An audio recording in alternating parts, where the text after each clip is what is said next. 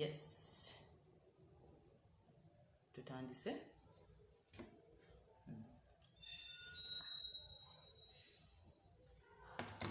Yes, you're welcome. Happy New Year. Ninze abatandika wano. The first student in class. We ninze yeka. Mbazanyira akayimba ka 2021. Yes. The Ladies Guide is welcoming you to this live podcast. Nga tugenda kwogerako the relationship goals for this year. But student abasoose bano njagala beetegereza. Yes. Guno mwaka gwaffe gwa kumanya, gwa kuyiga, era biki bye tuyize mu 2020 in relationships, and how can we run our new year perfectly. Kambazanyire akayimba kano gatulinda abantu batuuke. It's called Spotlight. 2021, you gonna be a spotlight, but you need knowledge. Thank you so much. Njagala ba students abasooka abagala okuyiga. Don't forget, relationships is where life begins. So the song is called Spotlight. Tutandika omwaka gwaffe n'akayimba kano.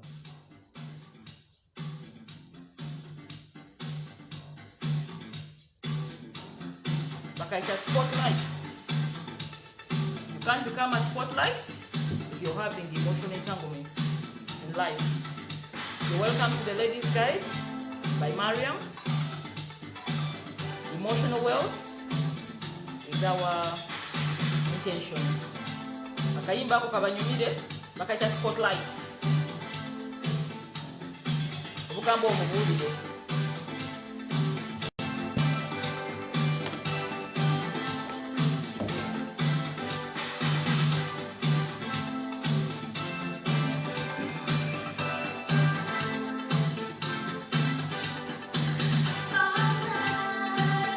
Spotlights 2021.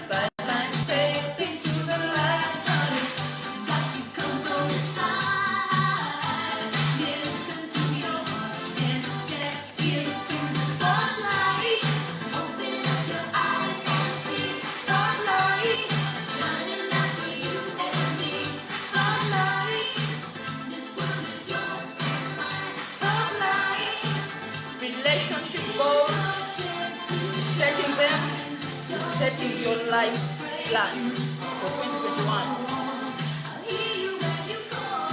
Niza abantu bawereko wano.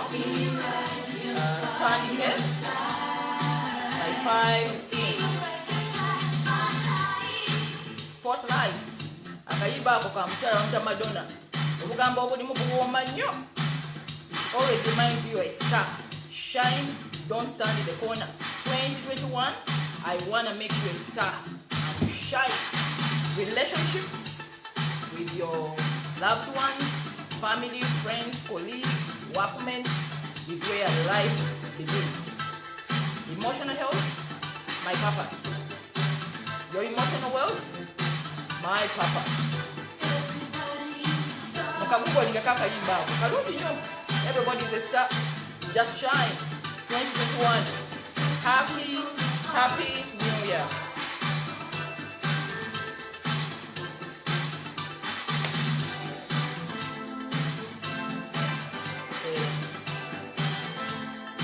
Spotlight 2021. Spotlight. This is your chance to shine. Don't be afraid to fall. I'll hear you when you call now. Be right there by your side. Don't be afraid to try. Emotional happiness. Wano tetwagala bizibu twagoba ennaku just to live life. Happiness comes from your emotional wealth. Everybody wants to shine. Don't stand in the sun. Step into the light. Come on inside. Listen to your heart and step into the light. Don't be afraid to fall. I'll hear you when you call now. Be right there by your side. Don't be afraid to touch my light. Open up your eyes and see. 2021 Spotlight.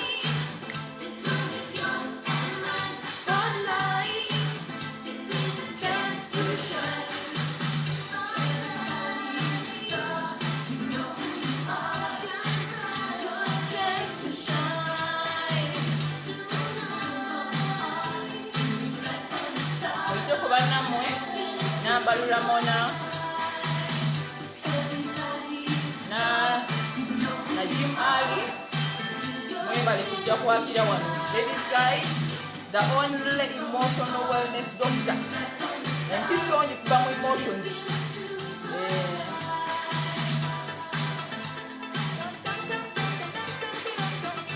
Akakayimba mukanoonyere mukakukolimbe. It's called Spotlight. Everybody is meant to shine and happiness comes from the heart.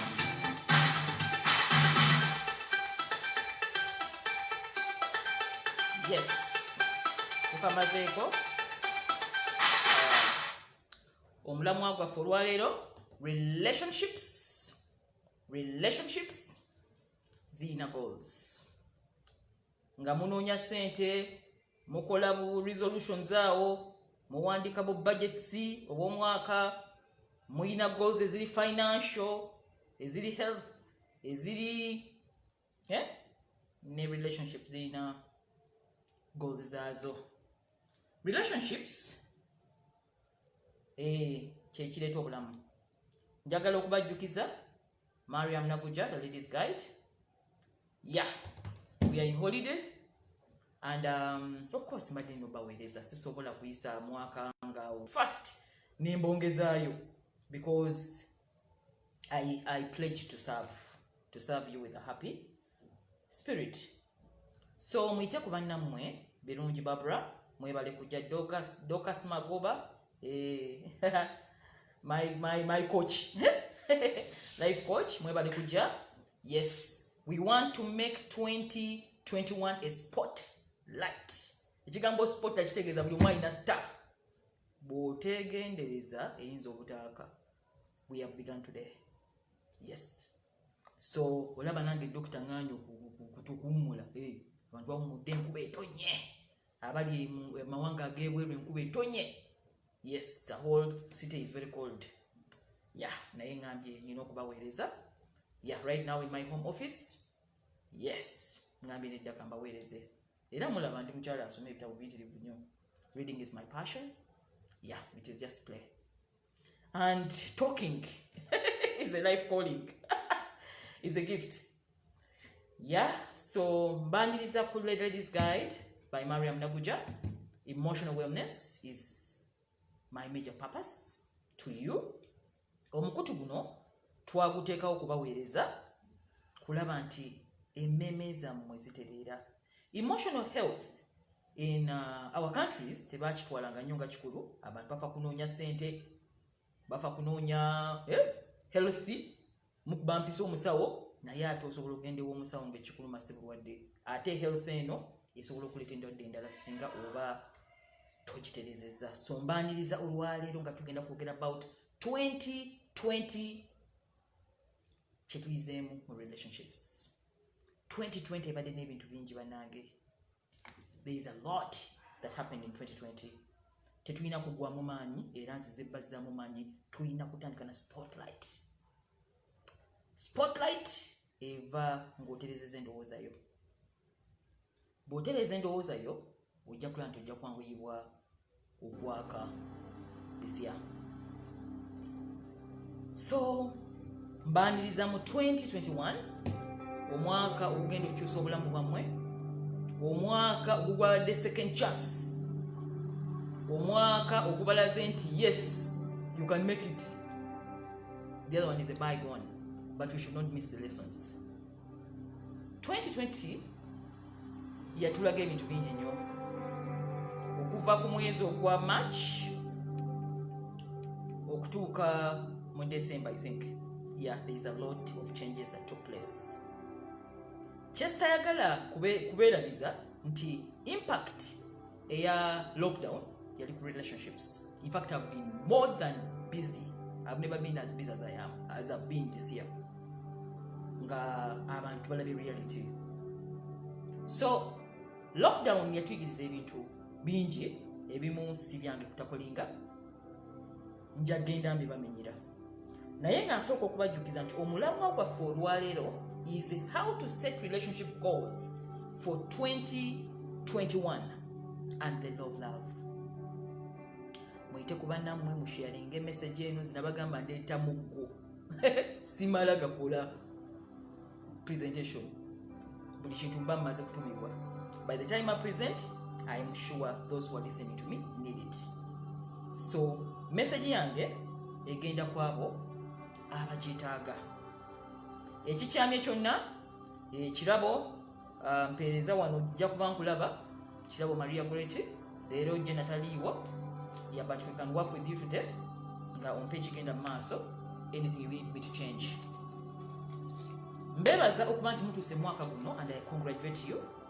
Twebaza Katonda okuba nti atuusizza mwaka guno. Bangi tebasobodde. Many of them have not managed to reach where we are, and we should not forget to be gratitude, we have gratitude, to have gratitude for this. Twebaze webaza nti tusobodde okubeera wano. Era podcast eno njagala ebeeko omuntu gwekyusa. Ngenda kwogera okusinga ekyabadde mu 2020, the lessons we took and why we should be very attentive in this 2021 because God has given you a second chance. To life, to love, to work, to anything, it begins today. 1st January 2021. What to look at. So I'm addressing a very important issue because I believe life, we talk about obulamu, life tutegeeza love. Mulwa kubanga abantu abasinga balowooza nti obulamu sente empitirivu, kugoba material possessions, but they think that thing that brings life. Olina agamba, I've lived on the last days of your life. Kiva mu nkolaganayo gy'obadde nayo n'abantu ne Katonda. The Ladies Guide as a project is a step-by-step guide. It's a program actually. Egenda okubayamba mu lugendo lwo olw'ebyenneewulira. Sijja kukyusa mulamwa. Watch me from now. Nze nnembera ku kintu eki. I shoot one bullet and I hit the mark. Njagala buli mugoberezi wange wano obeere nga osobola okunnyonnyola omukwano eri munno omulala, osobola okufuuka ayinza okuyamba omulala newemba sirimu kulwa by'oba ogoberedde in this program. Era buli kye mba njogera wano singa osharinga ne munno omulala oba osobola omuyamba. So the Ladies Guide program is basically for emotional healing. Emotional healing bwe mba nkyogera mu kukiza mu lulimi Oluganda kitegeeza nti ebyo ebintu byetasobola kukwatako naye nga bikola impact ku bulamu bwo, ku nsimbi zo, ku enneewulirayo, oli mulamu oba oli mulwadde, ku nkolaganayo n'abantu abalala, ate era n'enkolaganayo ne Katonda, your spiritual well-being, byonna bibamu health, eri emotional. So our slogan is Emotional Wellness Guide to help you sort your emotional problems. Ntandika bwe nti life is managed in 5 dimensions. Obulamu bumanagingibwa ebintu 5. Era singa obitegeera ogenda kufesa nnyo. You'll be happy. Ekigamba I feel I'm happy. Tosobola kinnyonnyola. Biri bintu 5.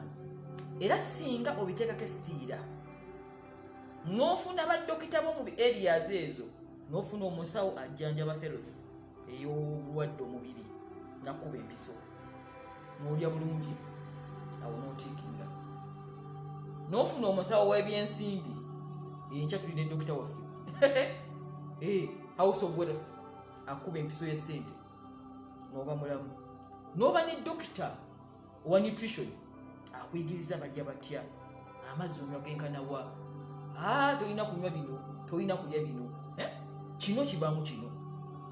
That's how life is managed. So life is very simple if you manage it in phases. Zeze 5 ntandika. Akantu kano kangezeko kabalaga kajja kulaga upside down. Naye essaawa yonna tujja kufuna iPhone 12. Tuchallenge yesimu yokeso olukiretanga bwenkyagala. Atunda iPhone 12 nnoonyaako. Oba ayinza okumpa ekirabo nkyaniriza nakyo. Ekiyinza okuleeta akantu kano bulungi nenkakulaga. It's called the triangle of life. The triangle of life ekulaga ebintu by'olina okuteekako essiira. Oyinza obbiwa obudde obutono oba percentage entono naye ng'ate ofunyeeko. Ekyo nja kibaddiramu nkisomesezza era buli lwe ngenda mu musomo buli wendaga wonna I teach the triangle of life because I've lived it and I'm happy. I don't know, njula kwabika kuyita muskini. That's why I want to share it. I want to share it. I want to share it. So the triangle of life egamba ku basement iPhone 12 ejja temufayo. There is a physical dimension. Physical dimension ogose muli kugwange. Njabba itiramu just briefly.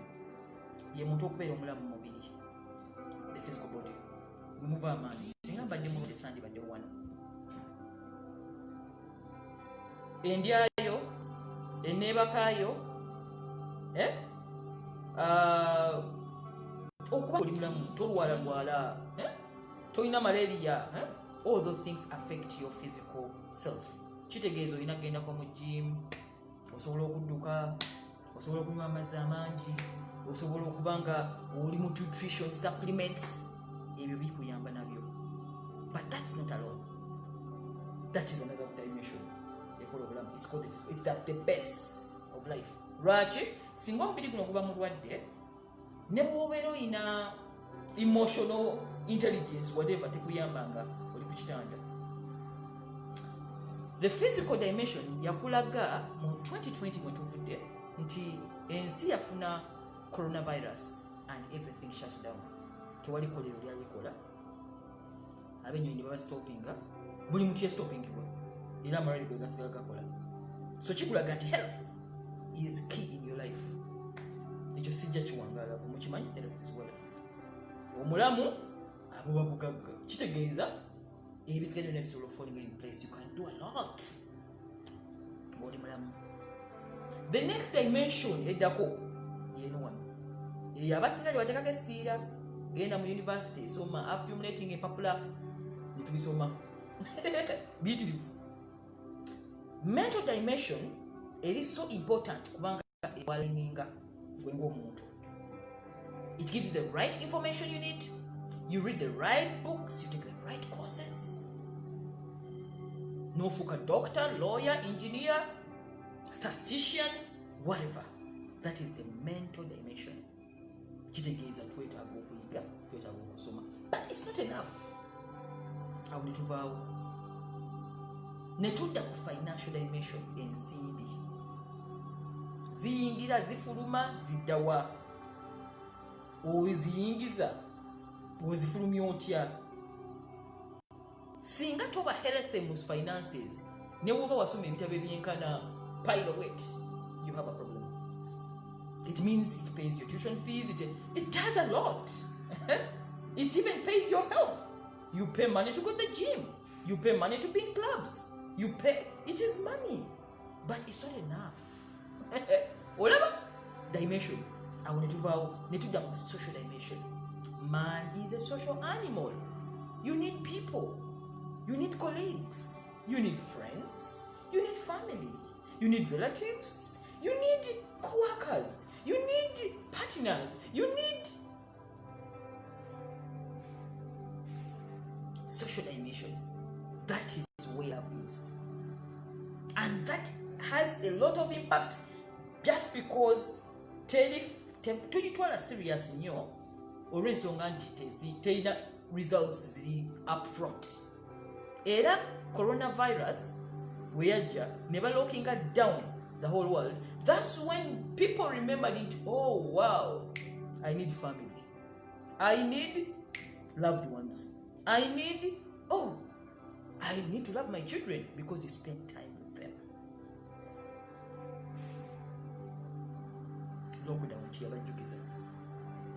And those are the lessons. So if we miss those, you've not learned anything. Social dimension, iyo yakuna nitusembayo ne spiritual dimension.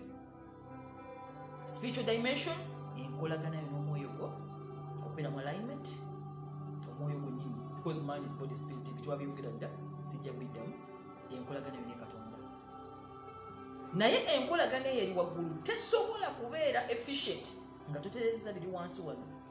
Ojja kugenda wakatonda ng'okolola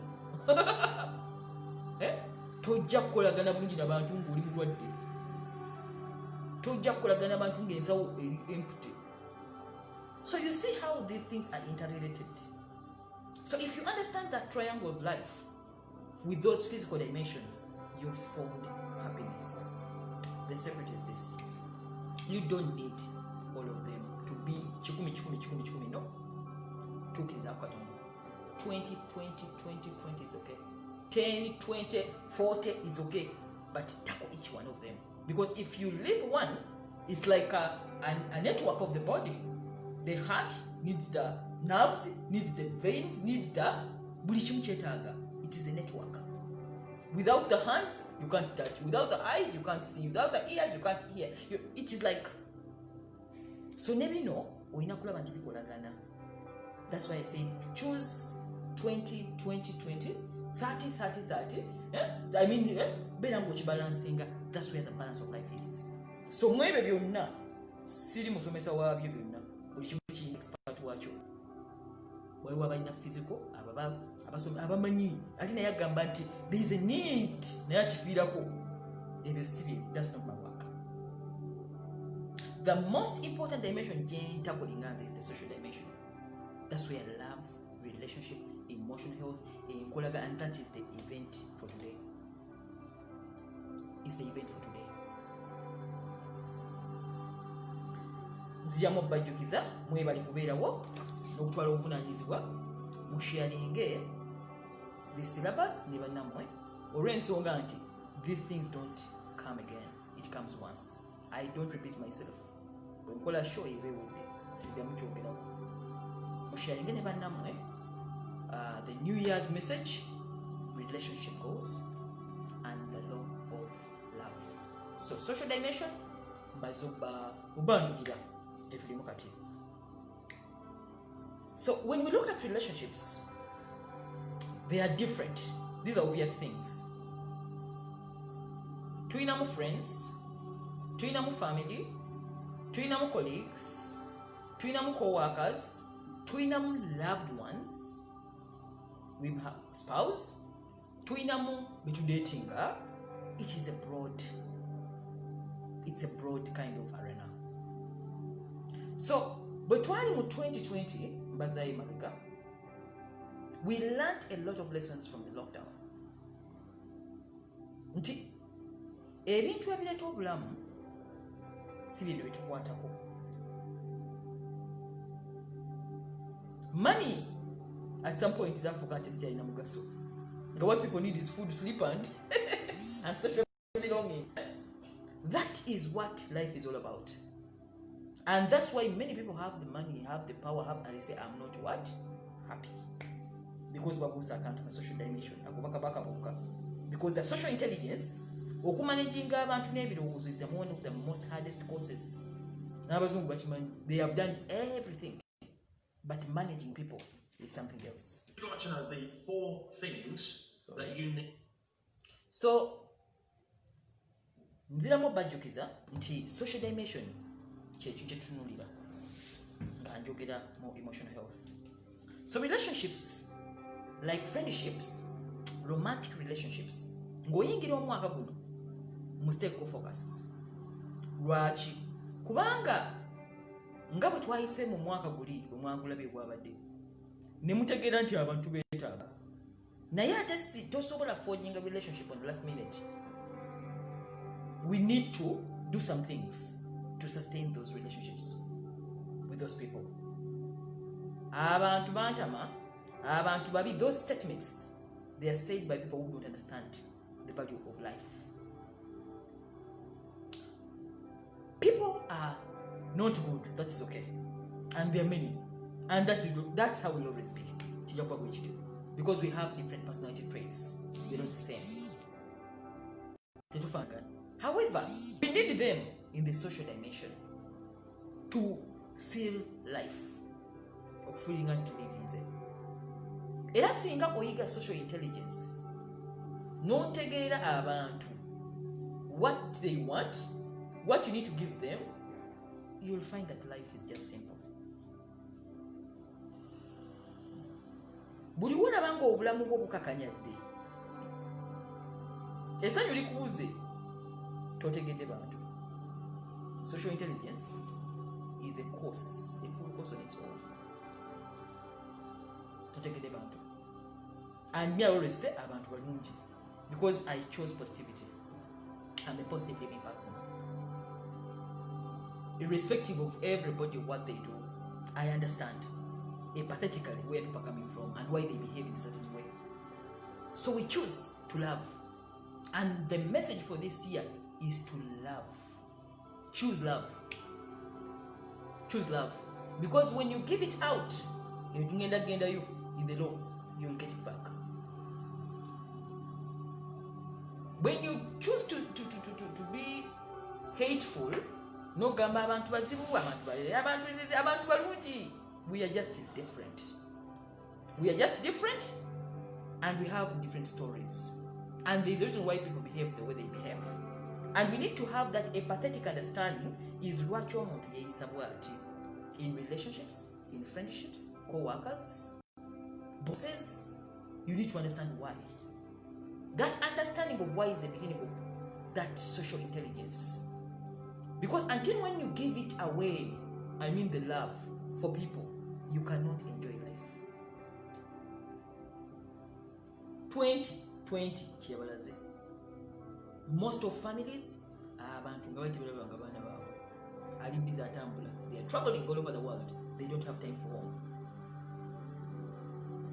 2020, some people never even knew they were lovers. Betegeera nga bamaze tuula wamu bwe bati.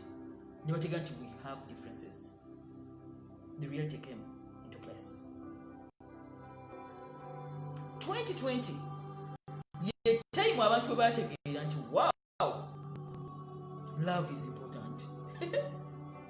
Choices I chose a long lover. Babitegeera mu 2020. Muyo lockdown. Lockdown was an experience which had a lot of positive to relationships. People to remember. So, when we talk about social dimension, my calling this year is to foster and restore loves in the heart of people. Love is life. When you talk about the law of love, we talk about the law of life. When you pull love out of yourself, right now when I'm talking about love, don't think about man, woman, husband, wife, boyfriend, girlfriend. No, let it be general. That word love, it's a force. It's a force. Mani gachikacha wangulu. So 2020 bingi nye byalaze abantu. Era that's when most of them knew that never cancel abayina omugaso. Counseling baloza kuzanya twogeremu awo. Love is as if it's play. But that is where life begins. And that's where most problems arise. Nziramu bajukiza tuli ku The Ladies Guide by Mariam. Omukutu okugenda okutereza ebyennewulira byo. I'm here to serve, to teach you the things you forget in life as you're chasing money. Money is in material things you can easily forget life. And then you end at your deathbed with loads of money, but you've not lived. And then you don't have another chance. So when you following you pick from this elkster. Obugambo buno bwembagambo mujagera mulunda kati go down wetereza socially because it's always a reminder. Wetereza no gamba wow yagambye bwati. I'm the best at emotional intelligence because that is what I majored in to take in relationships with abantu. So we are going to talk about Ngamwe friends in 2020. Talk about relationships as a romantic partners. Talk about relationships as a couples omutali mu baana n'omulimu abaana. Those are different arenas. These things look so obvious. Omuntu aba awuliriza binagamba this is obvious. Love bakuzaala ogimanyi si bwe kiri. Africa batulimba. Our Western countries is basingira. Bobby no babitwale they're serious because it is the generation of all problems in society. If we don't take this dimension, social, because man is a social animal, tojja kusula musiko, olina okulagana banno, buli kyoyagala kiri mu bo, ate olina bijja mu bo.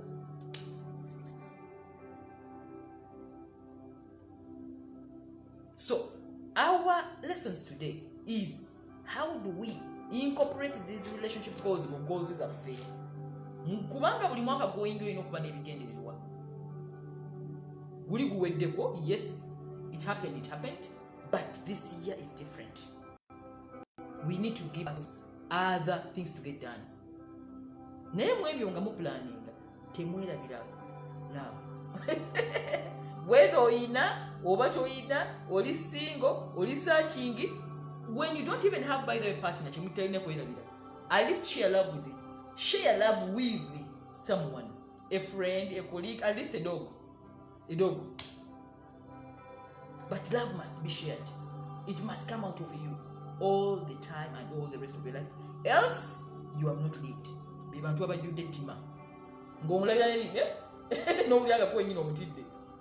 Because it is why we are living. And that's why we are on earth. So let's begin with friends. In fact, planning your life. Planning your life. Life even a plan. Business. In fact, nothing in life doesn't have a plan. In a plan. Whether you know it or you don't know it, you are in a plan. Either you go in someone else's plan because you don't have a plan. If you don't have a plan, you work on someone else's plan. If you don't have a relationship plan, you enter another person's relationship plan. Ngabona agende womwami nakwana, toyina plan. Before you realize nakufula girlfriend, nibitandika bwe bityo. Toyina plan. Yali girlfriend nanga kufulanga prostitute. Toyina plan. Era prostitute nayagala tokufula ato wobwerere. Toyina plan. Era wewe nayagala okufula maybe they are work at office. Jango peze kuchayi wano. Life needs a plan. And when I talk about life, you need a plan. I mean, love needs a plan. When you get in life, we slash love. Life is love. Nothing else. So what in a plan? Katono ka plan ya kuwandise ko akomwaka ojja kuingira plan z'abantu abaziina bagamba jangu obadde ogenda ku luguudo lwo bakuza walala. So planning your life. So as we're starting 2021, tuulako wansi olwaleero nga bw'owandika ka business plan ogambe ka pulaani kange ak'omwaka mu nkolagana yange n'abantu kagenda kuba bwe kati lwaki byonna by'oyagala mu 2021, essente z'oyagala, ebirubya by'oyagala n'ezigolo z'ogenda okuwandiika z'oluubirira ziri mu bantu. Bajja kuyitako abamu, ojja kubuuza amaaso abamu nga totegedde because tobalina mu pulaani. Pulaani yo teriiwo. Many good things come to us. Many good things come to us. Nebitulitako lwa lack of a plan. Abantu abatuufu ne bajja ne bakuyitako. Omusajja omutuufu najja n'akuyitako tolina pulaani. Omukazi omutuufu najja n'akuyitako tolina pulaani. Emikwano n'ogibwa emituufu tolina pulaani. Because the plan, ekigambo plan, is like it guides you. It guides you to who do you need, who don't you need. What do you need, what don't you need. How will you need it, how are you going to get it. It is like a guide. Kati wetugamba abantu nti tula wansi okwekupulaani esinga obuzibu balaba nga bonoona biseera ate nga pulaani kyekuyamba esootinga budde bwo butabwonoona, ekuyamba butayonna biseera byo. So let's have a life plan for 2021. Last year yabayigiriza nti ne bw'oba olina family olina okubaawo n'emmere enkalu. Tobeera mu nyuma tolina jjanjalo bikalu because ogambye nti waliwo ekiguddewo, tolina mmere mu nyumba, tolinawo kawunga, tolina biki bagaddewo, and everything changes overnight. A plan ekuyamba nti even when the opportunity meets you ochekinga wali kapapula ono ali mu plan. Don't just create relationships.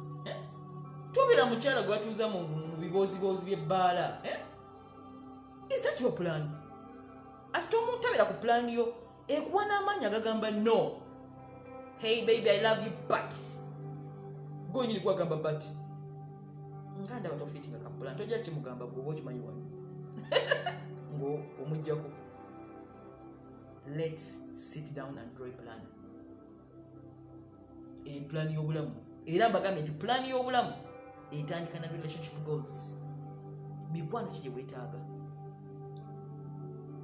kampani kizo weetaaga okukolera ezimu ze obudde bwaggwako dda. Abantu balemera ku mirimu bwe bati ng'obudde bwabaggwako dda, balemeddewo mpuba ku mirimu naye ng'obudde buweddeko because they don't have a plan. So plan kyekigambo kyokka kye mbakulembeza olwaleero. Life plan. Life plan ekwatagana ne love plan. Love plan bantu ki boolonda okulagana nabo. Who are those people? How do you even choose them? Osunsula otya? Ani anaabeera colleague, ani anaabeera friend, ani anaabeera best friend. Every 6 months the universe changes your friends. That's a law. Buli myezi 6 waliwo abapya abayingira. Buli myezi 6 wabawo abafuluma. Ekyo oba osose kiwulira lwaleero nga tanyiza na kunyinga obudde ne buggwako. And there are those who come forever, but most of the time 6 months wabawo shift. Kati shift eyo wejja nesanga amazima ddala ng'ekitundutundu ky'omwaka kiweddeko naye tolina ka pulaani, ojja kuyingiza emikwano emifu ogyeteekeko. So when you're making your life plan, relationship goals esookerako. Friends and family, colleagues, spouses and partner, romantic affairs. Bibiriwo mu plan. Kuba relationship goals. That is very important. era bwolaba ng'otatangana mu relationships mikwano gyange gintawanya abantu bazibu toyina plan kapapula. If you have a plan, you don't need to even quarrel with certain people. You just need to walk away. They're not part of your frequency. Tebalimu.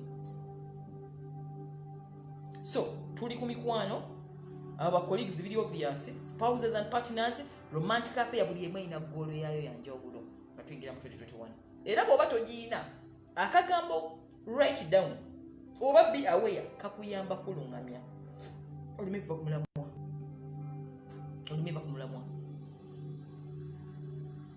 So musooke musharinga syllabus eno nzirabo bajjukiza The Ladies Guide by Mariam Naguja. We are in partnership with the Sheraton Hotel. Leero sisobodde kugenda naye I think next week we shall be there. Sheraton Hotel is a 5-star hotel that takes care of your emotional health. Era bebanyambye mu lugendo luno okulaba nti yes, they are part of us.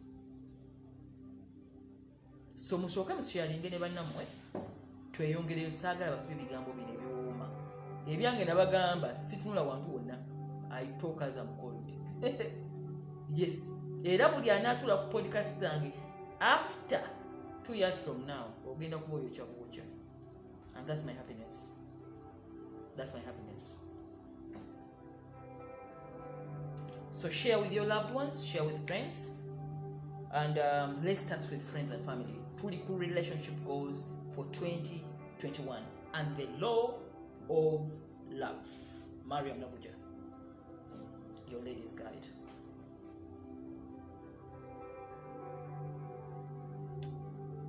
So friendships are built in a step-by-step process.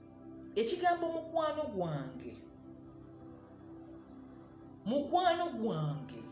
ekigambo ekyo njaga tushawule. Many people are mistaking friendship, colleagues, acquaintances for friends. Ani mukwano? Who is your friend? Because even from friends you can find loved ones. How do you define a friendship?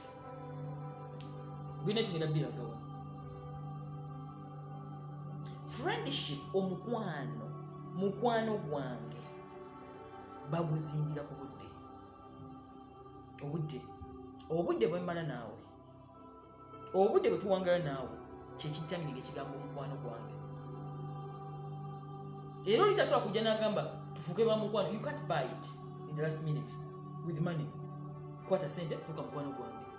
It is not emotionalized. It will fall out of place. So friendships are like marriage. Kyemutenda kwerebera nga wolaba obufumbo ne friendship weziba. Why? To have a perfect friendship which is going to be long lasting,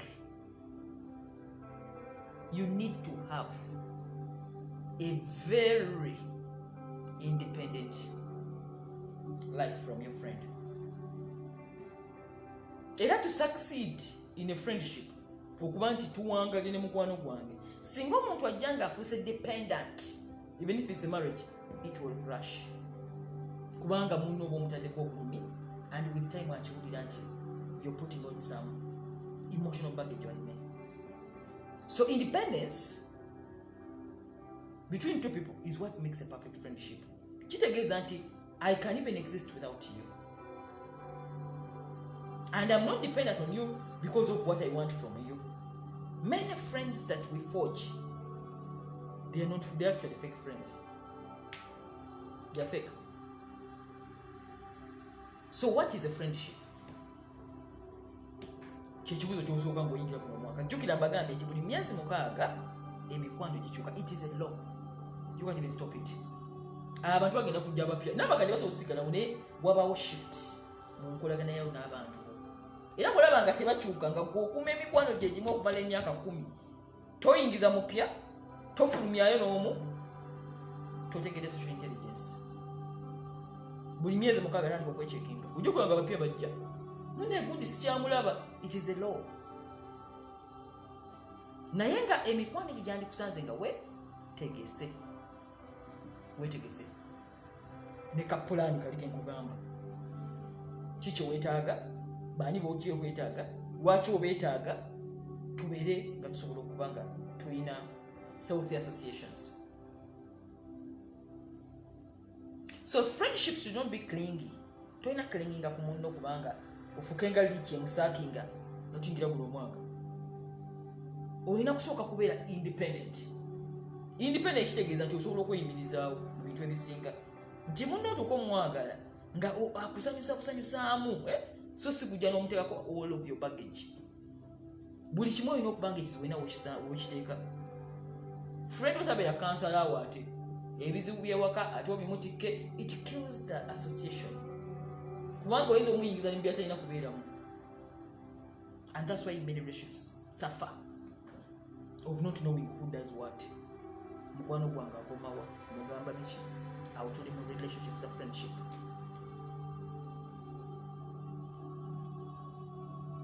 So to have a long-lasting relationship, you need to have a degree of independence. Independence is the mundu omutika nnyo bintu byo. Kubanga friend, best friend, kankutikke. Oba ogenda kukola n'ekintu. So I've reminded you, relationships are like marriage. Ne weba marriage mundu n'omutika baggages. Time etuuka ndasobola kukonteyinga. Nga bulwakako alaba bizibu. You should know where to take what. Counsel where to take it. Friendships. Kubanga ze zikola byonna bye mwagala. Tuyingira omwaka munoonya ssente, munoonya biki byonna biri mu bantu. Ate mikwano gyo. Tebyajja kikwano maze mu emotionalizing. You need to be my friend first of all to me to give you what I want. What you want. So the amount of time we spend with people is what builds relationships. Is what builds relationships. Obudde. Tojja kujjagula budde. Nabagambye lockdown yabayigiriza. Tosobola kugula budde bwa muntu nti kankuwe ssente obeerewo. That is a transaction. It's not a relationship. Because a transaction. But if you're having a meaningful friendship, you must invest in time. Relationships are not built on material possessions. Never. Why? Because they are emotional beings. Kati ekitu ekiri emotional being tokizimbira ku ssente z'owa muntu bintu by'omuwa toys. You're buying, you're transacting, you're not relating. So bwegala relating omuntu twalako ku budde mutuuleko mwenna mugendeko ku lunch owulya ku ndowooza ze owulya ku aspirations ze. Do you believe in the same things? Buli omu alina group gyagwamu. The world is so beautiful. Everybody has a crowd. Buli omu alina gyagwa. Abanjagala ku Ladies Guide balina be banneetaagako. That is the crowd. Era nze ngamba most of the clients I work with or I meet, bonna benkulagala bo, they are as stubborn as I am. Not stubborn in the bad way, but they have energy. Yeah? To avoid to see. They have energy. They're the people I attract. Abaliddaalo bani abo tebajja nakujja tebakimanyi. I won't even be receptive. I'm not a dull person. I'm someone with energy. Energy. Kati omuntu alina energy, njagala energy bannange. Yeah? You attract them. That's my world. So what's in my meaningful friendship? Tuteekemu ko ku budde tubuulize abantu. Their aspirations. Tuulako nabo. Owulire. Oba mu connectinga. Sorry. Oba mu connectinga. So most of the time, tulina ku investinga all our time in understanding people. And understanding people. So friendship zemekyuinga omwaka guno mbabuulidde. Mulina okuba spendingirako obudde mulonde emikwano ezijja mu goals zo. So why friendships fall apart? Lack of appropriate distance. You must have a reasonable distance. Sitting up kuba naawe all the time. When do I give space? Should I just bump up your door? Who knows the gate without an appointment? etc. Friendships most of the time to taken for granted. Distance before we know it, we don't need each other. Relationship goals for 2020. How do you choose your friends? What do friends need? True friendship is not staying with someone for a long time.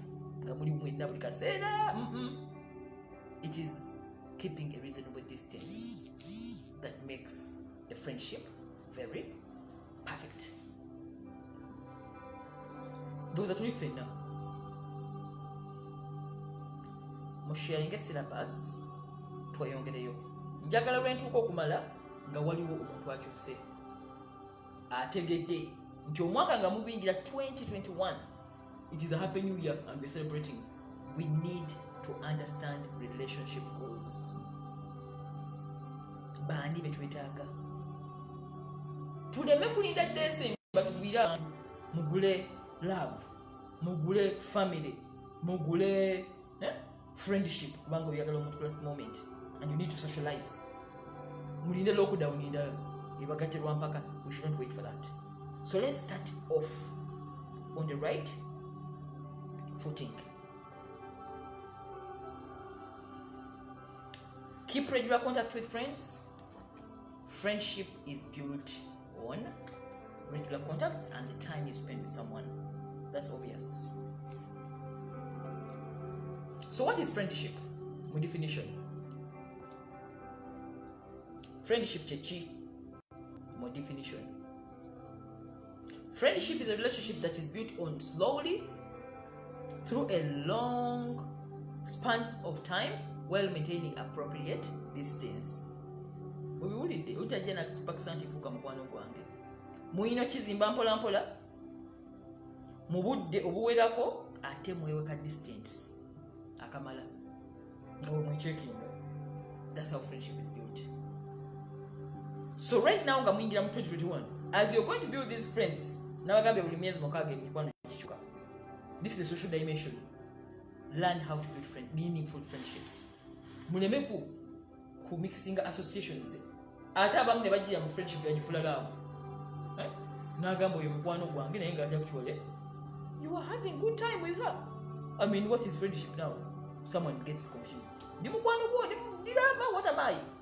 That ambiguity is what I want to kill in this kind of sessions. Njegere ani mukwano gwo. Who is a lover? When you understand the definition of things, everything will fall in place.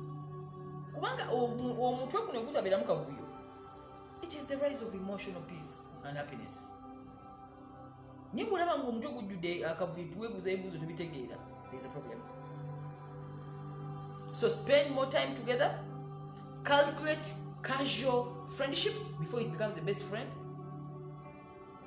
Mubere casual tosooka kuteekayo nnyo kaadi zo bazikube. Omuntu okwo omutegeere. Kikyayagala mubagala bye bimu. What do they stand for? Bw'omucekinga n'olanga temuli kumwe nanga osemberayo. Yes. Don't put out your cards, your information in the first few months before you realize they even betray you. That's where people are going wrong. People are not bad. We just don't understand social intelligence. When we take social intelligence, man spends a lot of time studying animals, bees, but they don't study themselves. Which is the point? Mustadinge abantu embeera zaabwe. Wona atuuka okukolagana naye ojja kwanguyibwa. Mbagambye oli wajja n'agamba tufuke ba mukwano gosero. Ekyo kitegedde. Time ewugitestinge. Owulirize kikyayimirira. What do they stand for? Are we in the same alignment? Yes or no? Ng'oyingira era. It's like love. Bye bimu. You don't just enter and put all your cards on the table. Mbanga abazannya cards. Oteekawo n'olaba kyateekawo. N'ateekawo nawe n'olaba kyateekawo. N'ateekawo up to when the game gets on. Social intelligence. It is the rise of emotional happiness, getting out of those messes of money issues. When do you give what? Social intelligence. Tusoma abantu mu social society, mu society tulimu. mujja kwanguyibwa obulamu. What should you say, what should you not say? All the things. They look obvious, but they are not. They are not. Relationship goals for 2021. Friendships. Build your friendship as if you're playing a card. Teekayo katono, olinde owulirize. Oteekeyo katono, olabe kyayogera. Oteekeyo katono, bazimba batomukwano. Because mbagambye ekiddamu. Every after 6 months, psychology says friendships shift. Waba wapya abayingira, waba wabafuluma. Waliwo abala olyanga okoyemu muno katono kunebangalavu. Ompya najja, n'obyanga akukyamudde. Oyina obyanga kyamwetagayiza n'oli bromo. But understanding how to manage social relationships is a foundation of a happy life, because we need people, we need to relate, and man is a social animal. You can't live alone. Impossible. So your goal this year as you're choosing your friends, you know okole plan yo nga bagifitinga ojja kwanga obulamu bukunyumira. Romantic partners abo bangi, ntandikire kwani single, searching, dating. It's a lot. Abo bangi, but I'll just give a general view. Tuyingira 2021. Tuyingira actually 2020 tetujja jirabira yabajjukiza nti bwe muba muli mu relationships with your loved ones, whether courtship, dating, muli bafumbo bampeta, it's the same, quite at a certain degree. Obudde bw'oba omalira ku bantu b'oluyita abantu b'oyagala, the time you spend with them, nabagamba luli mwe muva emotional engagements oba emotional kweyingiramu yomu kuyingira munne kiva mu budde bwe muspendinga munne, and how you spend that quality time together. Bw'olaba nga tobeerawo waka, driver yavuga abaana, amwana omuwa boda yamusula ku ssomero, tobiyingira namu omusanga waka, maidi yafumba emmere eyo toyingirayo mu fumbiro, wabula ogamba it is your home. You've not understood. When we talk about social relationship, we talk about feelings. Feelings kyekintu ekitagulwa ssente. No amount of money someone can give you can change the feeling of a home.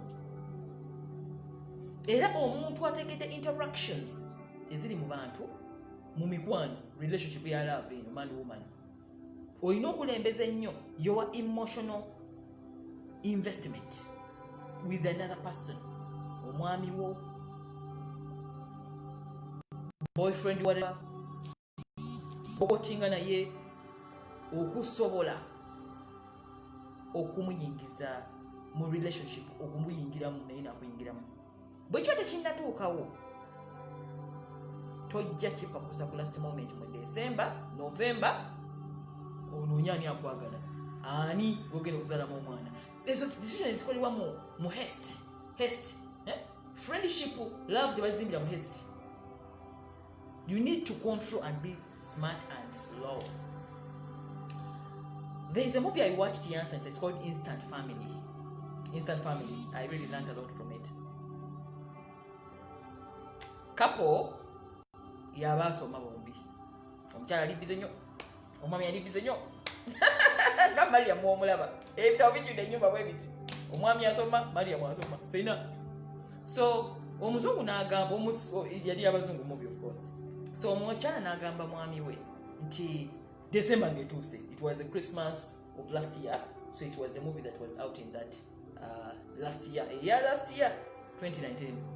N'agamba mwami we nti omanyi bampita ku zipate, families are converging, end of year, gift of gifts, naye mpulira nswala, nsanga bannange bonna balina families zaabwe zijanzekka, but it was a successful home.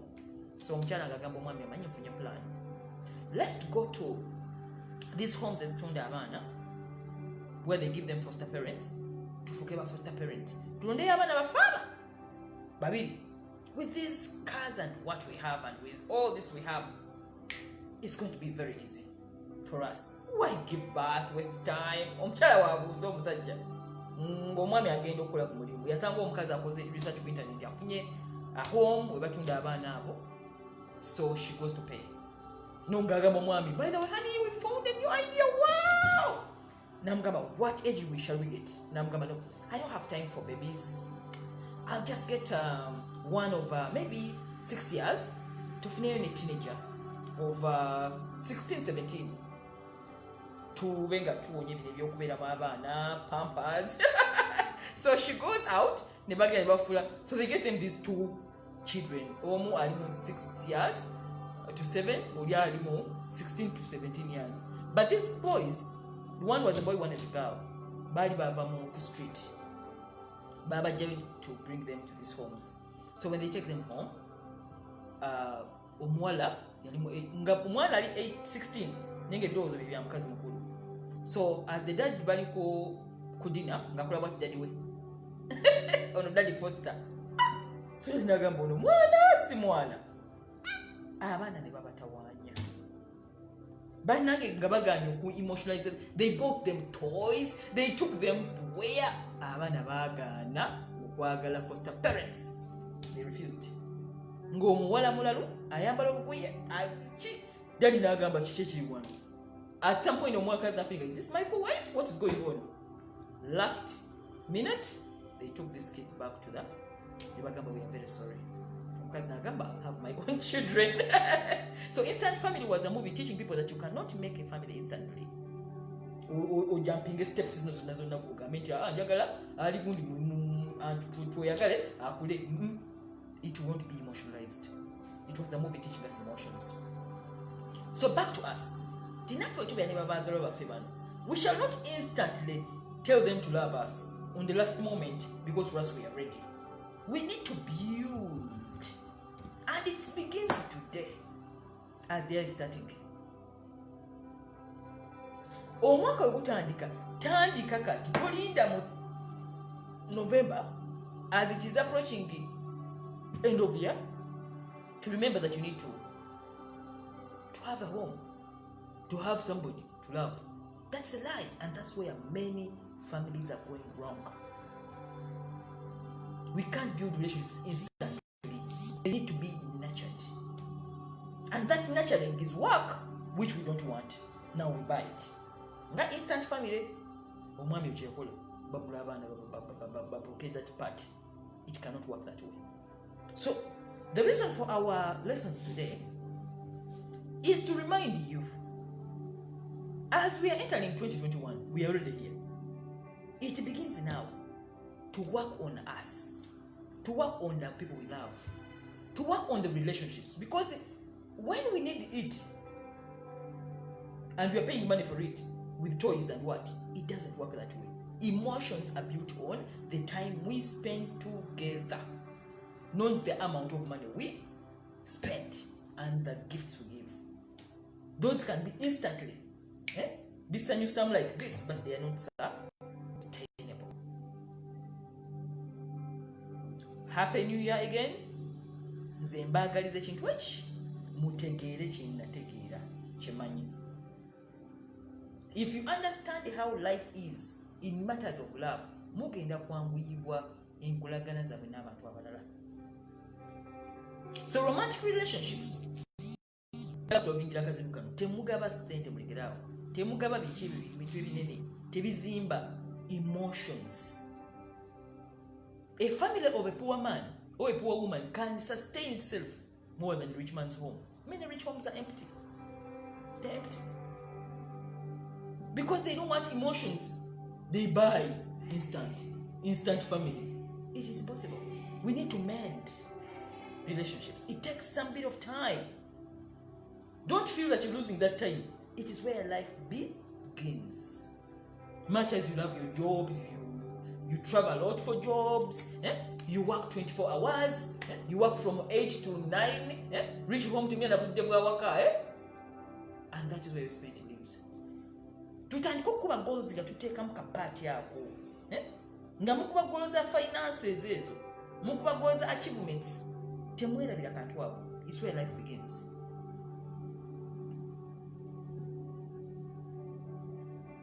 We don't want you to be lonely at the end of life, where toys don't make sense.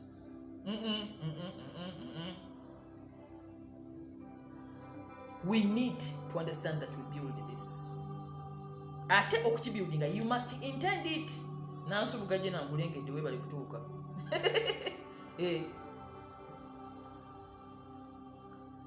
Tukibuildinga mu budde, tukibuildinga mu kutegeera bannaffe. I was reading a book recently. I think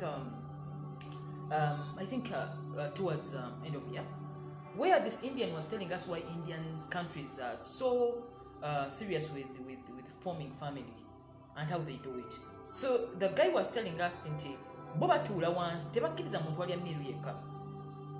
If they are partners, nga owning a business, nga eri mu kibuga, kangambe like right now I'm in Kampala. Buli lunchtime ba meeting abantu bamwe bakonverginga ne balya emmere naye natugambe emmere. It is not just eating food, it is emotionalization of relationships. Banyumyemu awo omuntu omuyingiremu bamale bagambe bye nzizeyo ku mulimu. Keeping abantu stronger. Relationships are easy to build and they are cheap to build if you can only bear to waste some small time.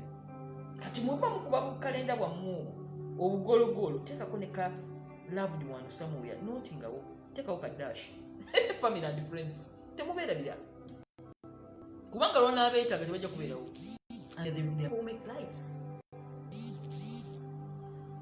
Bebakola obulamu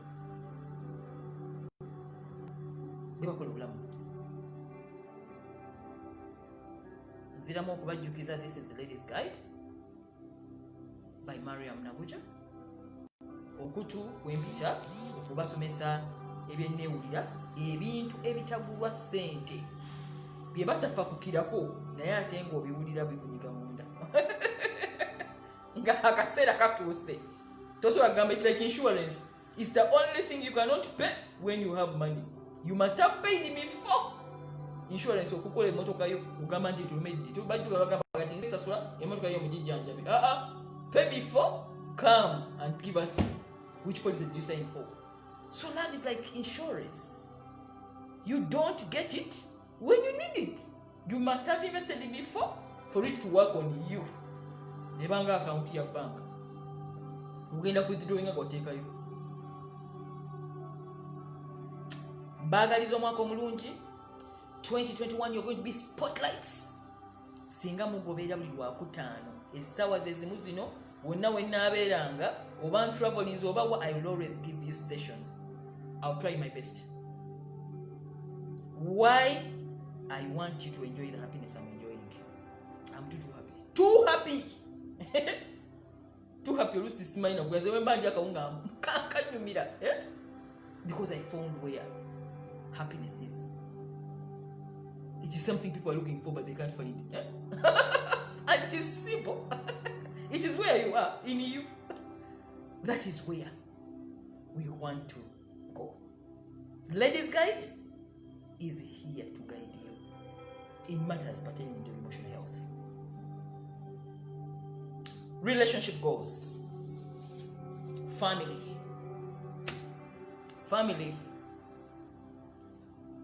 Abagala namba mazi.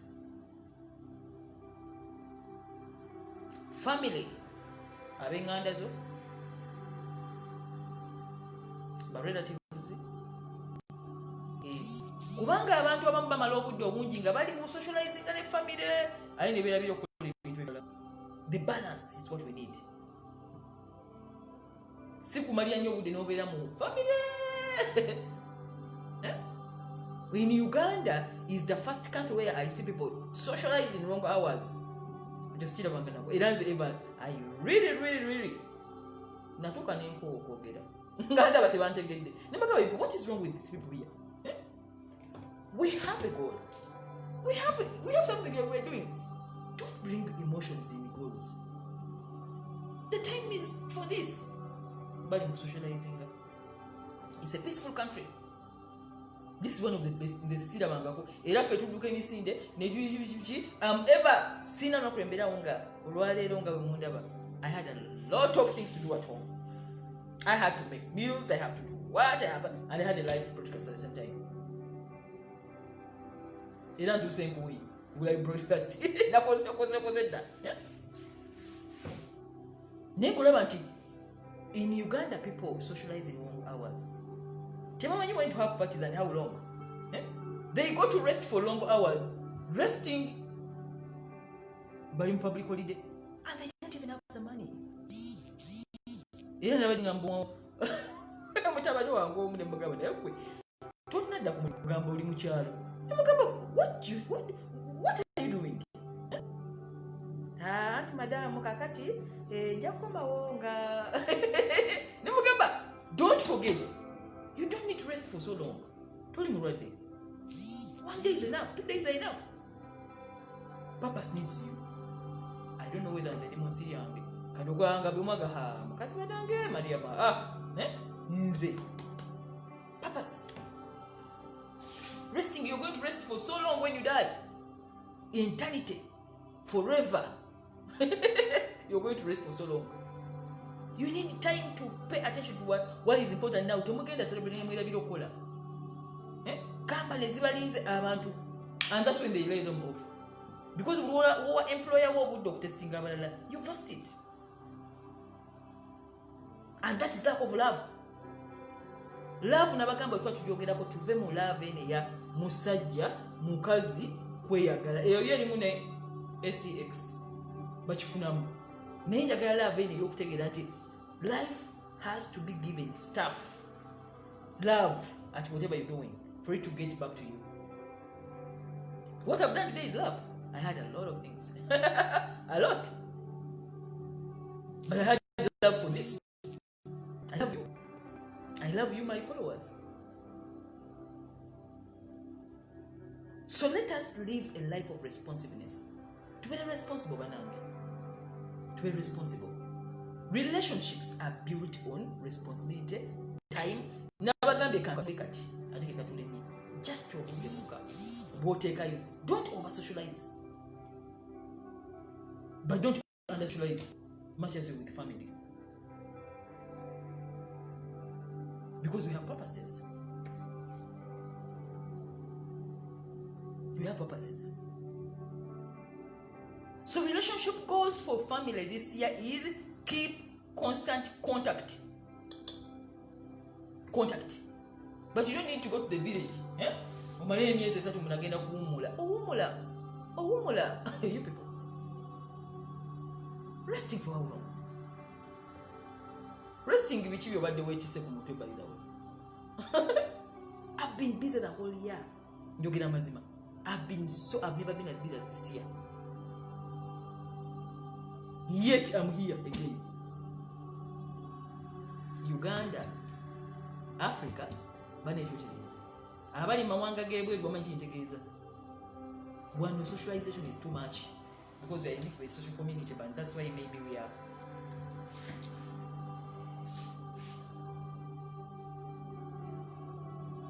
So, when we are entering this 2021, njagala bajjukizanga mukoona bugolo buwansi era nkidamu muwandike ku relationship goals bwamwe.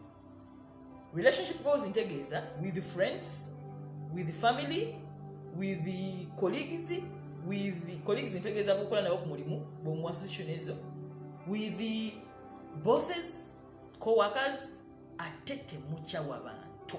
Toyingira mu 2021 ng'ojjudde ettima y'abantu. Abantu bantama, ekigambo ekyo kyantama. Abantu balungi. Abantu balungi ng'obategedde. Abantu balungi ng'otegedde social intelligence. Mutwale obudde musome social intelligence.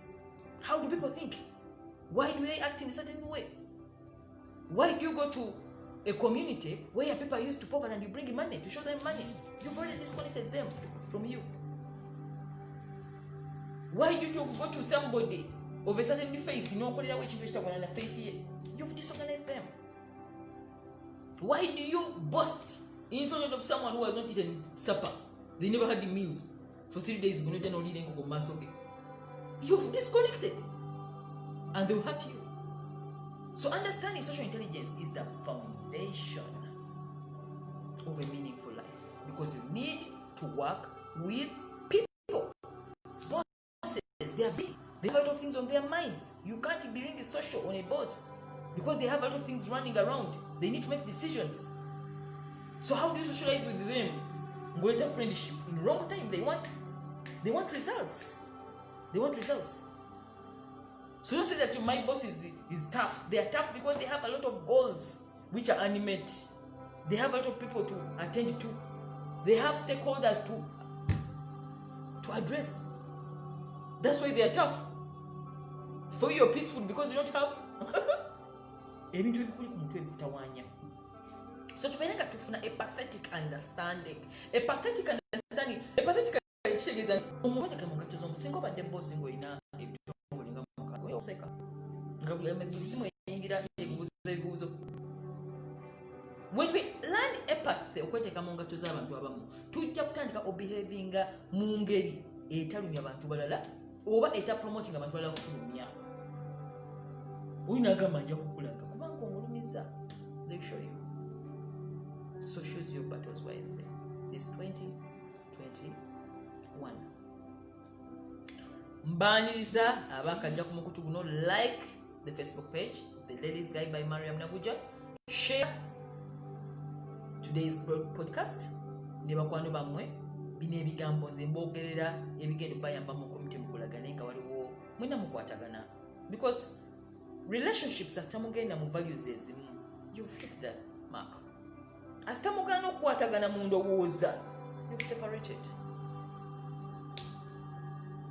You've separated. So relationship goals zaffe ez'omwaka guno, mutuule wansi otandika okuwandiika nti bino bye neetaaga, baani bemmanyi, ani abirina. Abantu abamu batreating with utmost respect kubanga yalina kyoyagala. Yalina kyoyagala. And don't even have beef over those who have what you don't have. You're wasting your time. You'll never get what you want if you beef them. Wish them well. Ask them how. What you call out here. To swallow. That's the life I live. If they don't give, they've lost. Not you. Because your conscience is always clear. Muzimbo mukwano, forgiveness in families, forgiveness in marriages, build time together, eat meals together, mutuleko wamu bwe muti nga family. Owulye ebirowoozo by'abantu. Munyumyemu. Mwe muva answers. Commune. That's where relationships begin. Not giving them money. Nga toli available. Oli traveling nze toliyo. Nogamba naba njabagabirira. Bawa buli kye beetaaga. Let me tell you something about humanity. At least I've studied it so much. When they get what they want from you, you are a dissatisfier. Kitegeeza tino bwomala owawa ebintu ebingi n'ogamba nti mbagabirira nga toba emotionalize kulabako, kitegeeza nti omugaso gwe bakolerabira. And then that's why mugamba abantu tebasiima bakoledde naye tebasiima. Toba emotionalize soko emotionalize then obawe kino kiba kitono. Bannange bino bye mbagamba tebiri mu university. Magezi mazaale ate nga nago baabo gaba nabo. Abaganda bagamba amagezi siruzi nti ogenda osena bwoti singa buli omwaga yina. So let's take relationships very serious this year. Era nga tuyinga bweyagala omwaka kunyumire ng'oli ku podcast eno enkolaganayo n'abantu gitereeze. Otya abantu balungi kiteke mu mutwe gwo wano. Abantu babi kubanga tewabategeera. Singa wabategeera n'oyingira mu ngato zaabwe lwaki bakuyisa bye bakuyisa tewandinyize. wantegere nti munnange oli yasuza enjala namuliira enkoko mu maaso naafuna omwoyo omulala.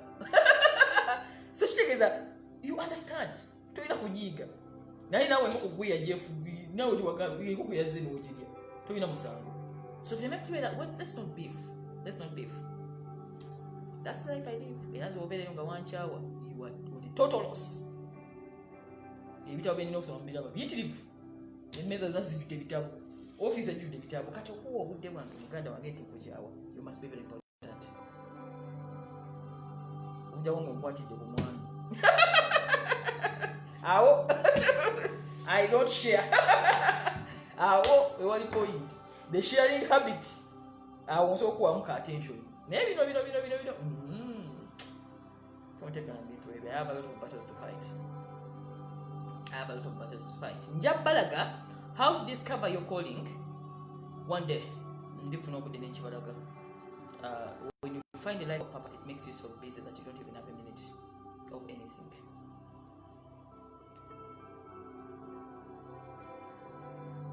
Relationship goals 2021 and the law of love.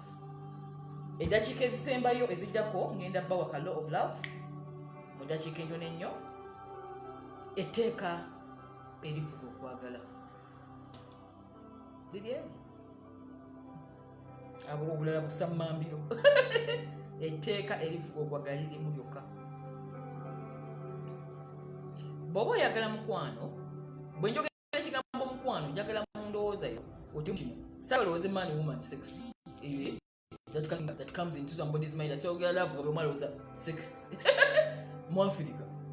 When I talk about love, njagala olowooze ebintu ebijjuza omwoyo gwo n'essanyu, tebigula ssente nga bwe nabagambye.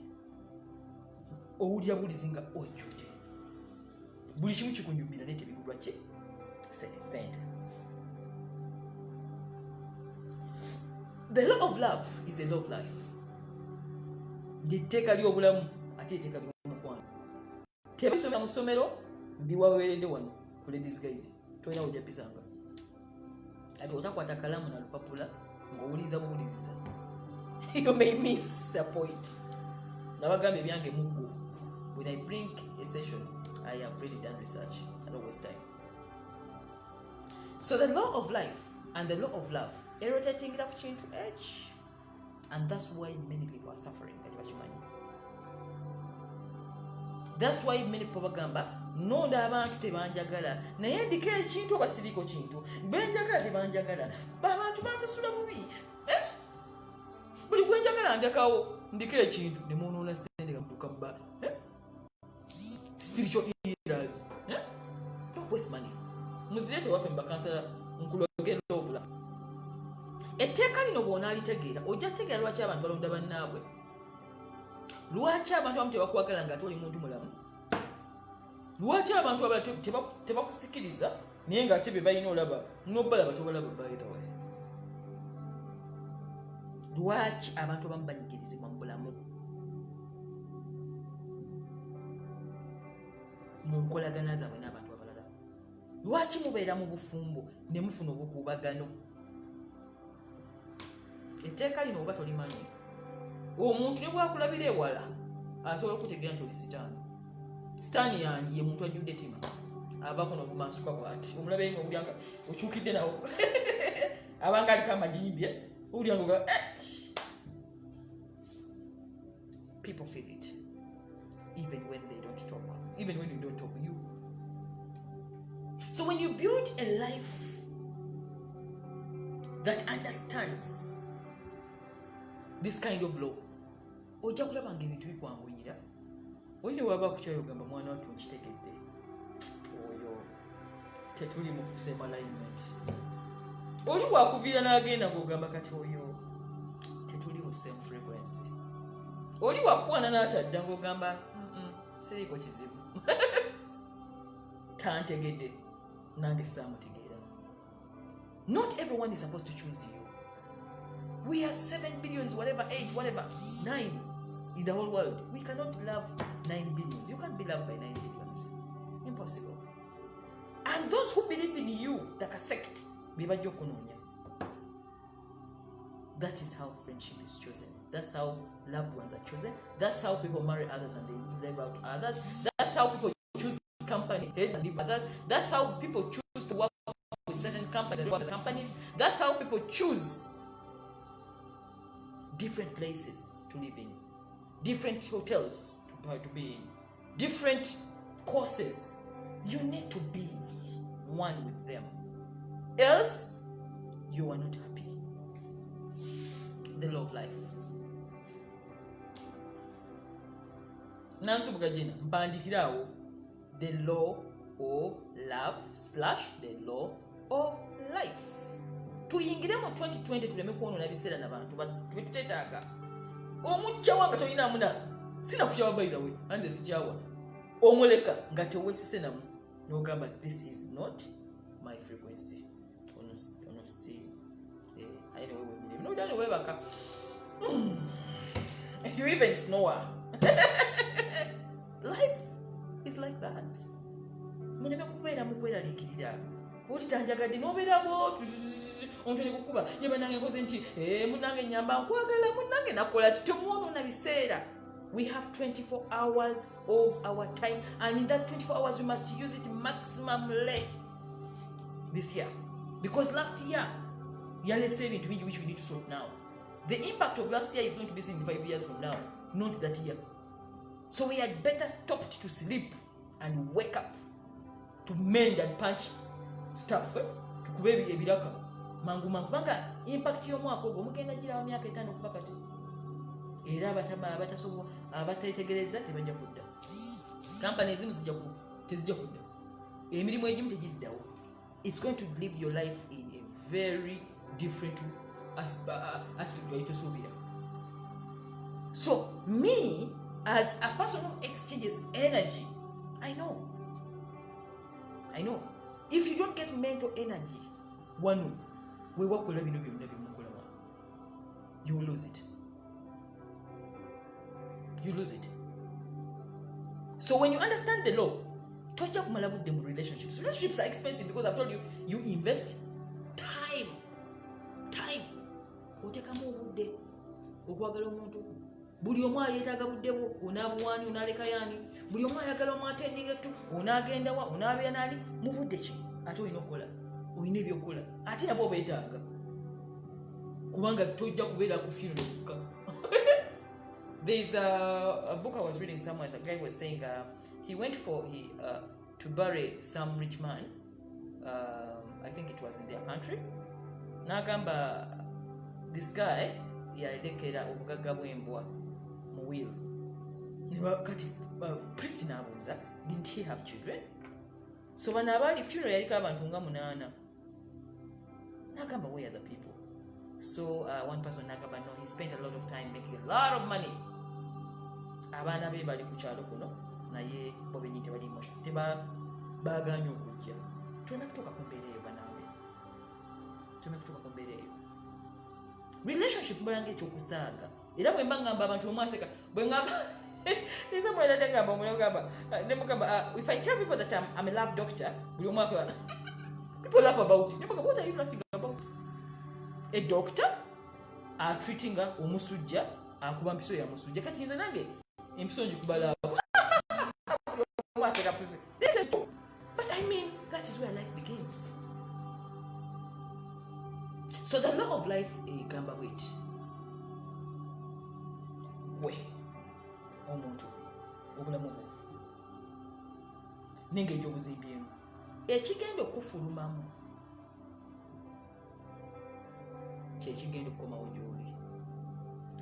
Most people call it the law of attraction, others call it the law of magnetism, others call it the law of manifestation bazungu. Naye mu Luganda okukibanyonnyola mu kitonotono nti bw'olaba ng'ojjudde obukyayi ogenda kwetoloola abantu abajjudde kino.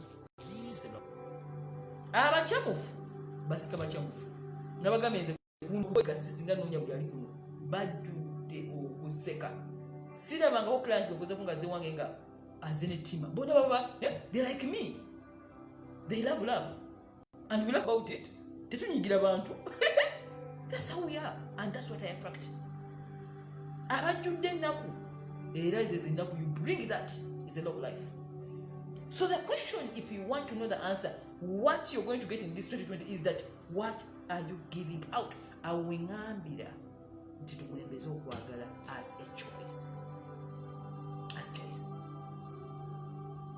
Chiwandikire once ku program nti this year I choose to love. Oyine waba akwalana ku office politics. Oli akwalana buli omwaya ate okuyita ku munne ono anampitako ebajja kunzijako bamuteka. You're wasting a lot of time. You're investing into into that frequency egenda okuleetera abantu abajjudde politics bwa company. Abantu bajjudde tima, yes. Nabagambye mutegese why lwaki abantu bakukyawa. Kyoyina buli omukyayagala. So oba tetukiina oli alaga okulowooza ye lwaki akiina. It is a law of life. Envy buli omu agiina. Everyone has it. So tutandika okusonyiwa abantu. Tulemena kukuba successes zaffe bantu nnyo. That's why me I'm so private. You can't just era ababimanyi be babaninaanya and who are relevant okubimanyi. So let's choose to love. When you throw out love, when you throw out buli kyogaba in a good spirit, it comes back to you and those that will come to you. Bw'otula ettima obukyayi bwenaku obutayagaliza oyagala abantu bakuboosinga yogenda kuleeta abantu nga bonna bakwetolodde beebo era nga kuba basinga. That is what you chose. The law of life. Nze sijja bagamba byange saagala kubanyi. I don't want to kiki engambye okugamba abantu too much success nga munagamba ekyo kansirike. But I've chosen life. So the law of life states whatever you give out is what you're going to attract back to you. So guno omwaka nga tuguyingira kikubeere wano. Mutandika okwagala abantu. Niba stranger tekikugasa kusanga muntu kuba tomumanyi n'omuyisa bubi kubanga tomumanyi stranger. There is a reason why you've met them. In the circle of life ojja kudamu omulabe.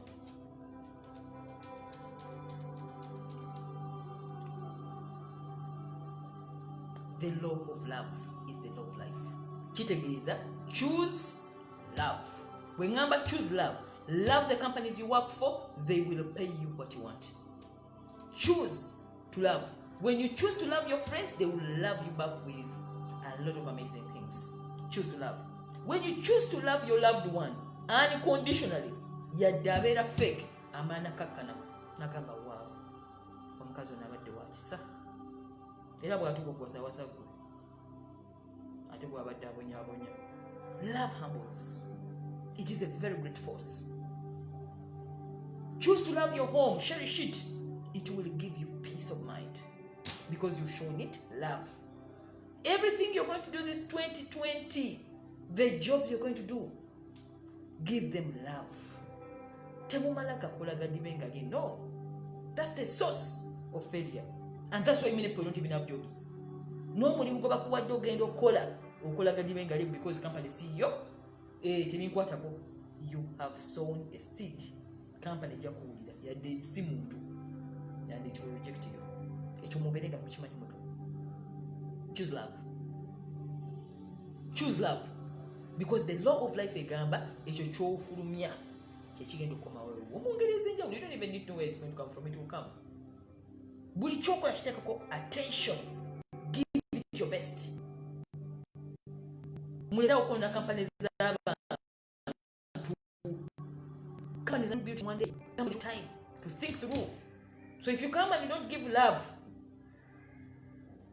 and you give hate, by the way, hate you don't need to kulaga mutima mubi in a face.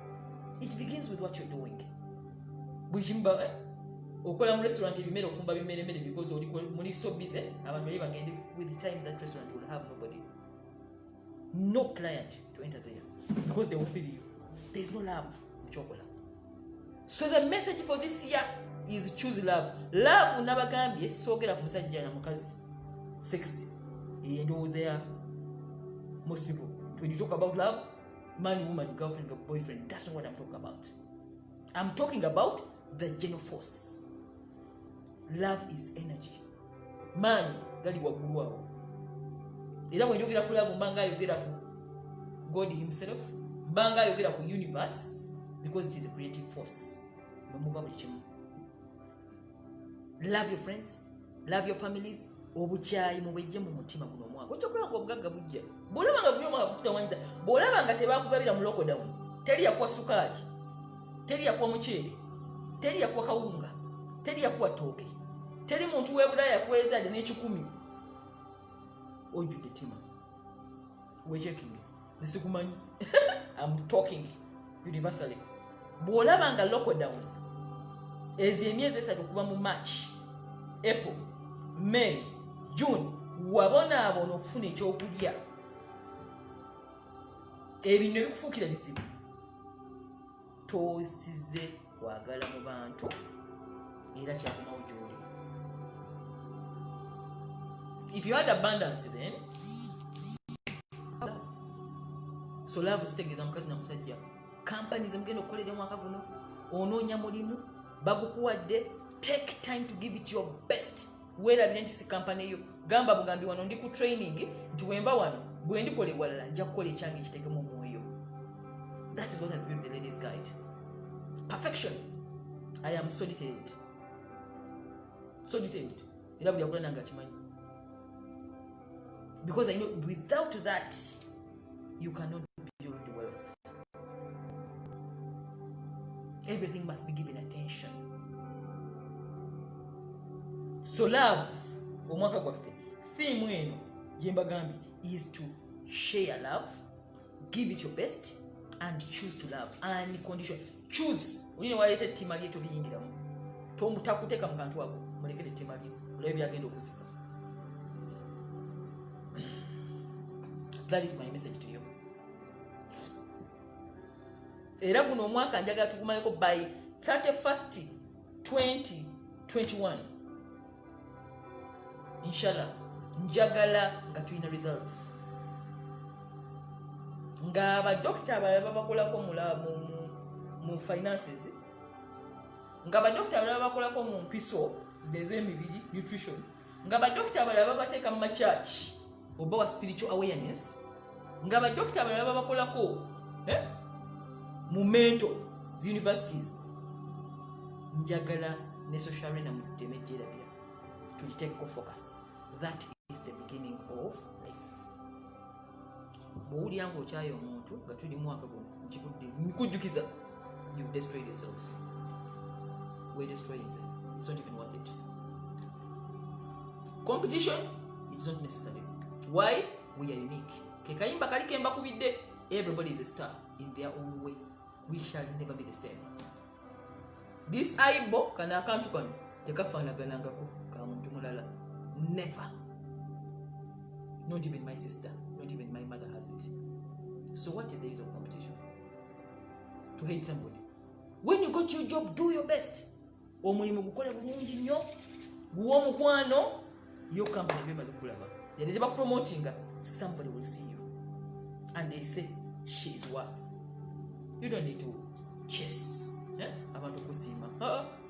Just play your part. Nemulavu, do your part. Take care of your home. Mulekera okusaba abasajja baagala. Gwe kola part yo. Universe is sorting ebisigadde. It will sort who is the wife and who is supposed to be side dish. Temujja bus stopping okugala side dish. Nabagambe male means sex. Nabagamba luli is sex being. So it will never stop that. You must play your part and let us share this love.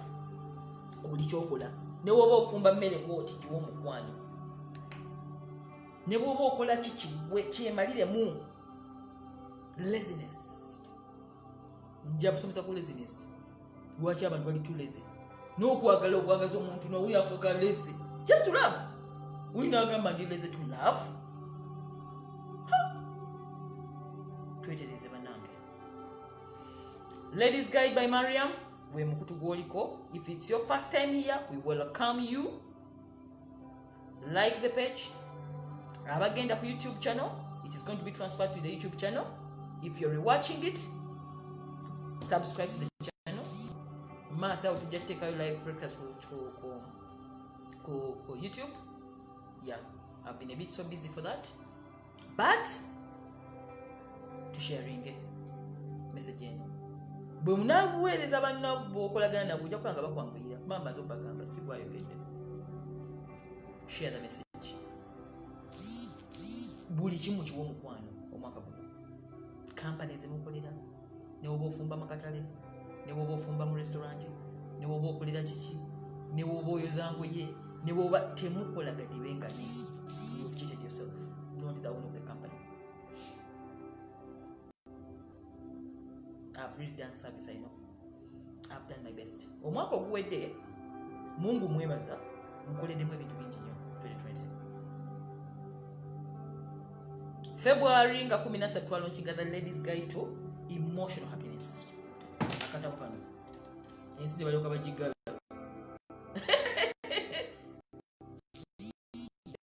nga katayisa. That is good.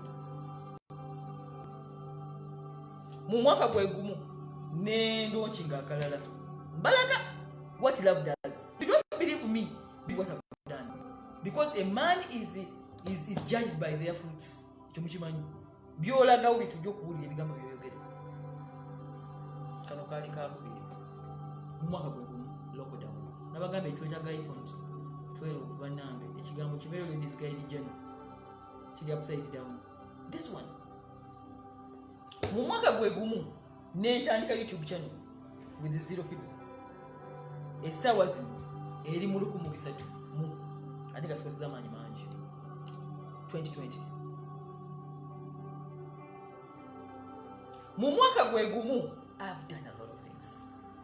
Lwaki? The universe follows love. Omuntu alina omukwana ayambibwa. Nabagambi nti lockdown mmalamu nti omukolo waitawo wiiki emu nti ensi bagigadde nengamba what? And my event was successful.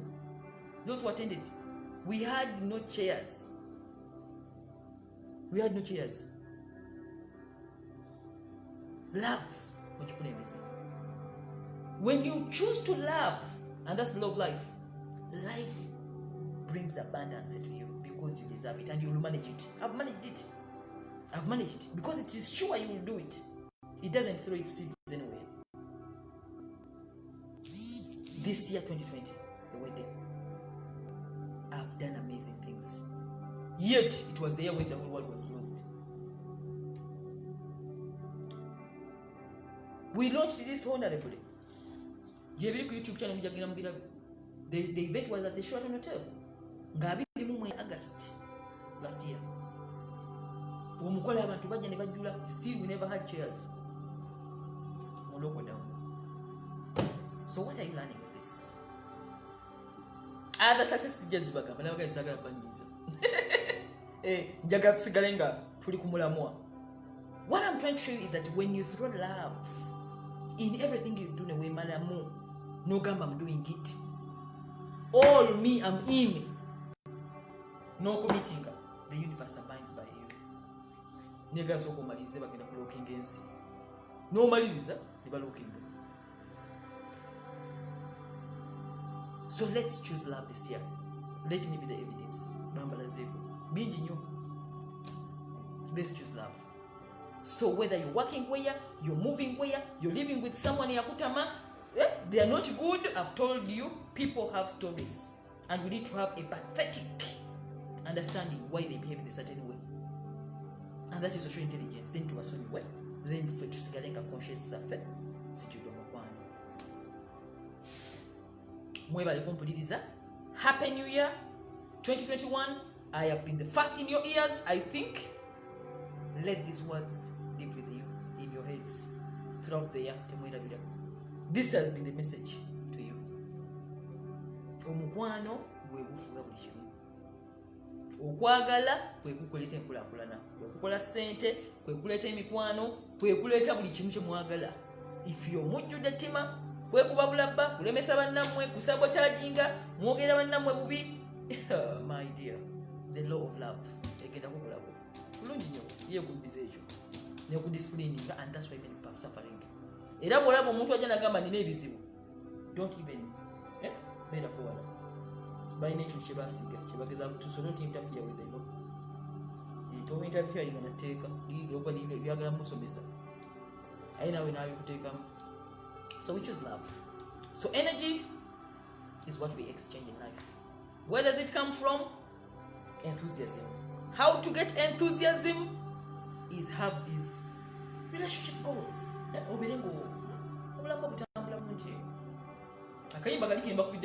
Spotlight. You become the spotlight. I am a happy person. Thank you so very much. Tukuzaida chikantono nnyo nzigalewo ng'eneekola emirimu gy'eggwanga naye ntuukiriza at least. Mbaagala nnyo. Ayina ekibuuzo ky'abuuza tugenda kubuuza mu dakiika 10 zokka. Nja kuba ndaba wano ebibuuzo ebiyita. Catherine Roda mwina mbaagala. Amannya agamu gayiseewo dda sigalaba naye Ladies Guide by Mariam gwe mukutu ogenda okubayamba omwaka guno buli Lwakutaano ku ssaawa 11.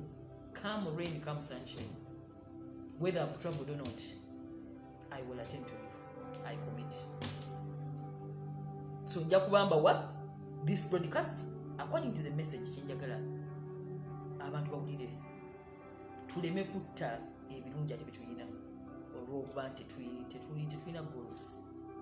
So we shall have different programs this year. Nja kuba nzibalonkinga next week where we're going to be following through. Njagala bali tyaka program akalala kabagenda okubayamba which books you're going to be reading. I've read a lot and it's time for me to share now. Yeah, I'm not competing with anyone. I've told you nobody has my eyeball. Iso mlaba ni kino ni tata wange takirina ate nga nze anzaala. So I'm not scared. I'm not scared. I have kana akantu kano Irish eyeball ka Irish wakachi kana akantu kano teri akayina all over the 7 billions in the whole world. So stop competing. Stop hating other people because we're seeing we have different destinies. And that's the source of emotional happiness. And that's where happiness comes from. That confidence that your thumb is only for you and this eye is only for you, so you'll never be like anyone else. Let's share love. So, Waluabuza, do you have a WhatsApp number? Nancy Bugajena, share my numbers here, my darling, and also share the Facebook page. I mean the YouTube channel. Yes, ngenda kubamba weereza nnyo omwaka guno nina ekyocha. Yeah, nina ebintu ngenda okubayisaamu guno omwaka omulamu gwaffe. I'm going to teach you to choose love. Mu bintu byonna we are going to be tukulembeze ennewulire eno tukitereeze. As time goes on, inshallah, Mukama nga bw'anaaba annuŋŋamiza nja kubamba wa ekyo kye mwetaaga. So, questions ze njagala okuwuliriza tubuzayo dakiika 10 zokka tukuma obudde mu Ladies Guide because we are an element of perfection. Twagala okuba nga tukola ekyo ekintu twetaaga kuba nakyo. Mwebale kuba nange namba yiyo bagibawadde. Yes, nziramu okubajjukira anjagala ku bwereere nga tayagala kusasula nga awulira service eno teri worth paying for ate nga ayagala tunyumyenyumyemu. Munsanga ku Facebook oddayo n'olaba podcast zino oba ku YouTube channel n'olaba ezo video zembasuulirayo, naye wojja ku ssimu yange mbaagala obategeeza bakwano bange obudde bwange butono nnyo temazima. Saagala kulimba kubanga saagala kigamba muntu ayinza okugamba omukyala ngaali toluda. Lwaki nkola bino? Ndabe nti mpa general information omuntu alondemu. Buli ajja ku ssimu yange kitegeeza ozenga client ayagala okumuyamba oba ayagala okumuyamba. I cannot give free services to the whole world. It will be hard for me. So mbeebaza okuba naffe olunaku olwaleero nga olusooka omwaka mu January 2021. We are the spotlight. Njagala mwake bwasi akayimba kongera mukanoonye spotlight kajamba kugamba obulungi. Don't fear to fall, just start, just go. 2020 yatunyenyeza naye eno tetugenda tunyenya. We are prepared and feed your minds. Obutabo bwange, The Ladies Guide to Fulfilling Relationships and True Happiness, they are in a restock. Every part of the country, West Obera, Mbale, Mbarara, Jinja, Soroti, Lira, Nairobi, Kenya, Gwembulia, Unawuli. I can always have agents to give you the book. Emotional happiness, Nadabo, Mumwaka Buno. 2020 ke kalonchingibwa ne tusembayo ne kano omwaka guno guwedde the Ladies Guide Journal kandi abo omwaka guno omwoyo kyogenda okuŋŋamba I give information according to what the society needs, not what I need.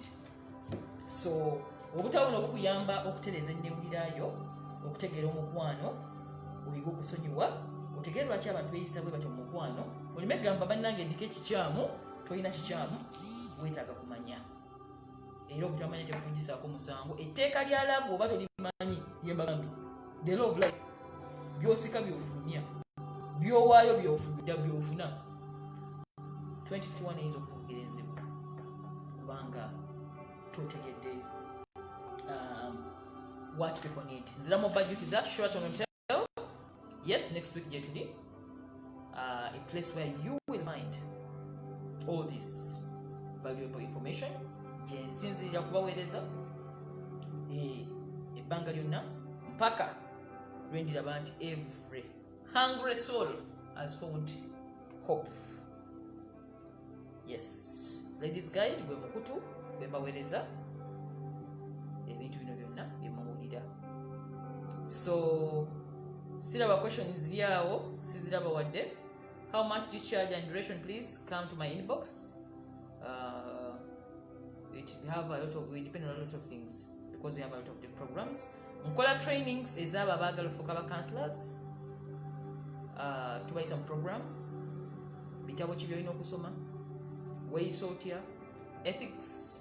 Yes, I'm going to produce my brand. Mujabalaba.